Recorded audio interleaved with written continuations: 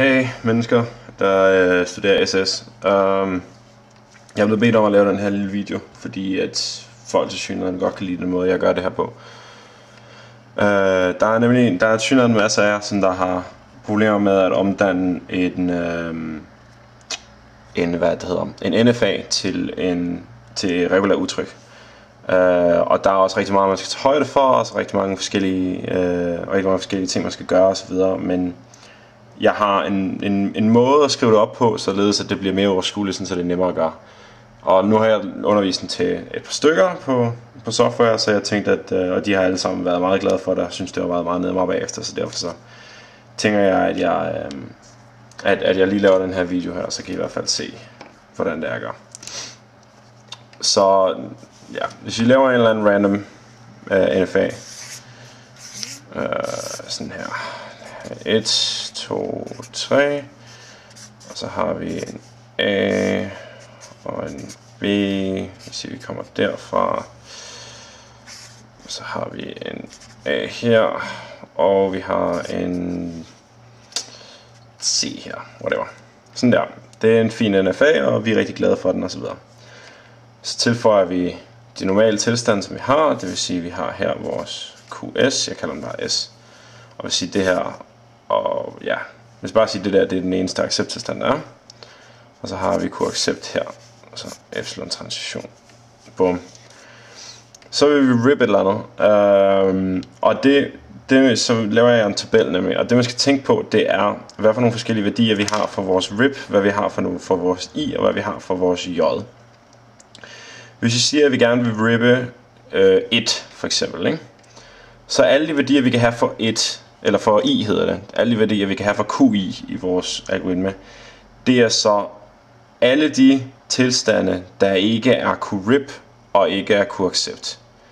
Det vil sige, det kan være S, det kan være Q2 og det kan være Q3, men det kan ikke være Q1 eller QA. Og QRIP, det er obviously den her, og til sidst så kigger vi på, hvad der kan være QJ, og det kan igen QRIP. Det er alt hvad der ikke er QRIP og ikke er QS. Så igen, det er så Q1 og QS, og det vil sige QJ, det kan være Q2, Q3 og QA. Og det vi gør, det er, at vi skriver det simpelthen op, og så starter vi med at sige, jamen, hvor mange forskellige tilstande er der, som der kan være QI. Og der, som sagt, der var så 3, ikke? QI, det kunne være S, det kunne være 2 og det kunne være 3. Så skriver vi så skriver vi dem op, og vi skriver dem op det antal gange, som de kan forekomme. Det antal gange, som der er af dem. Så der er 3, så derfor så starter vi med QS. Så skriver vi S, S, S, og så 2, 2, 2, 2, og så 3, 3, 3, 3. Okay. Og så var vores QRIP, det var 1, så vi skriver bare 1 hele vejen ned. Det er ret simpelt. Og så har vi alle de forskellige værdier, vi har for vores QJ. Og QJ, husk at det kunne være alt undtagen QRIP og QS, det vil sige 2, 3 og A.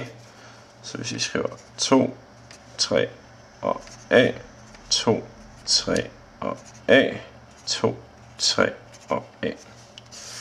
Så den her fine lille tabel, du har her, der har du simpelthen alle de forskellige ting, alle de forskellige transitioner, som du skal udlede ved hjælp af formen. Ja, og så kan du bare starte fra en ende af. Hvis du har fra S til 1, der har vi Ø, og så fra 1 til 1, der har vi A stjerne, og fra 1 til 2, der har vi Ø, og det skal så være sammen med fra S til 2, det er en epsilon transition, og det her, det giver sig i alt en epsilon transition, ikke? Og så har vi fra S til 1, det er igen Ø, fra 1 til 1 A, fra 1 til 3, det er også A, sammen med fra S til 3, det er Ø, og nu konkateneret med Ø og Ø, så det giver også Ø, S til 1, Ø, og 1 til 1 A stjerne, 1 til A, Ø, S til A, Ø igen, det bliver Ø. Så har vi fra 2 til 1, det er B, fra 1 til 1, det er A stjerne, fra 1 til 2, det er ø, sammen med fra 2 til 2, det er også ø, konkateneret med ø og ø igen. 1 til 2, b, 1 til 1, a stjerne, 1 til 3, a, sammen med 2 til 3, det er ø, så b, a stjerne, a, og så har vi 2 til 1, b, 1 til 1, a stjerne, 1 til a, ø, 2 til a, ø, 3 til 1, ø, 1 til 1, a stjerne, 1 til 2, ø, 3 til 2, ø igen, og 3 til 1, ø, 1 til 1 a stjerne, 1 til 3 det er a, sammen med 3 til 3 det er c, og konkateneret ø og c, sådan der, 1 til 3, ø igen, a stjerne igen, 1 til 1, 1 til a, ø, sammen med 3 til a, det er epsilon, så det giver epsilon. Yes, så nu har vi lavet alle de her fine ting, og det er meget simpelt, men det som du rent faktisk har herude, det er alle transitionerne i det nye NFA. Så det vil sige den NFA, som der har S2, 3 og A. Så hvis jeg lige tager den her til siden, kan du nok ikke se den, men jeg kan i hvert fald se den her ved siden af. Og så tegner vi lige vores nye NFA. Der er 1, som sagt, ikke med. Så har vi S, vi har 2, vi har 3, og vi har A.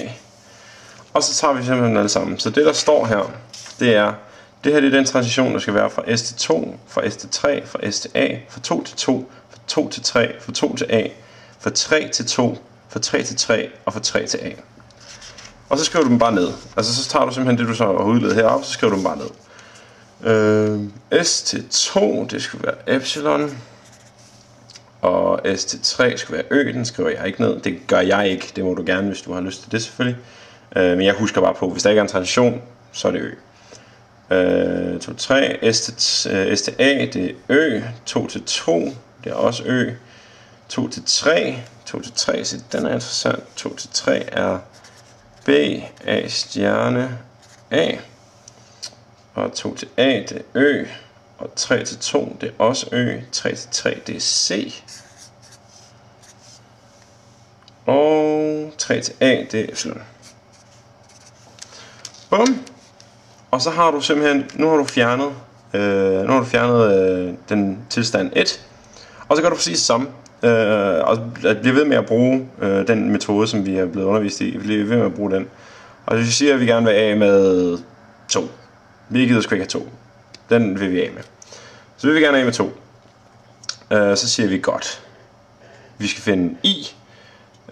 Vi skal finde alle de værdier, vi kan få for QI. Og det er så selvfølgelig alt, hvad der ikke er QAccept, og alt, hvad der ikke er QRIP. Så det er S, og det er 3. Og siden der er 2 af dem, så skal vi skrive dem 2 gange hver. Så S, 3, 3. Vores QRIP, det var 2. Så 2, 2, 2, 2. Og alle de tilstande, eller alle de tilstande, som der kan være QJ, det er så alle de tilstande, der ikke er QRIP og ikke er QS. Det vil sige QA, hvad der er QA og Q3. Så dem skriver vi 3 og A og 3 og A. Bum. Og så gør vi præcis samme en gang til.